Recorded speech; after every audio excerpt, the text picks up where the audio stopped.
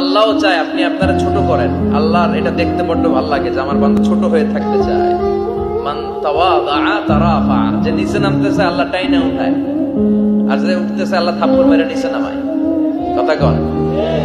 মুসা আলাইহিস সালাম, সহিহ বুখারীর বর্ণনা, বনি ইসরাইলের লোকদের মাঝে ওয়াজ করতেছিলেন, এরকম নসিহত করছিলেন। তো একজন দাঁড়িয়ে বলল, ইয়া নবী আল্লাহ মুসা, মান আ'লামুন নাস ফিল আরদ। হে মুসা নবী, জানতে বড় মনে চায় বর্তমান পৃথিবীর সবচেয়ে বড় জ্ঞানী কে? মুসা আলাইহিস সালাম কয় আমি। মুসা আলাইহিস সালাম কি বললেন? আনা। আসলে কথাটা ঠিক। আল্লাহ যখন যে নবীকে পৃথিবীতে পাঠায় তখন তাকে সবচেয়ে বেশি জ্ঞান দিয়ে পাঠায়, সেই হিসেবে ঠিকই উনি সবচেয়ে জ্ঞানী। কিন্তু উনি এইভাবে নিজেকে সবচেয়ে বড় জ্ঞানী বলে দিবে, এটা আল্লাহর পছন্দ হয় না। আল্লাহ চেয়েছিলেন মুসা আলাইহিস সালাম যেন বলে আল্লাহু আ'লাম, আল্লাহই জ্ঞানী। সুবহানাল্লাহ কইবেন না? কিন্তু তা না করে উনি কি করলেন? যখন বললো সবচেয়ে বড় জ্ঞানী কে, উনি হুট করে কি বলে ফেললেন?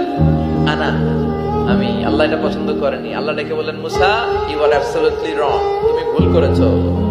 তুমি সবচেয়ে জ্ঞানী নও, তোমার চেয়ে বড় জ্ঞানী আছে।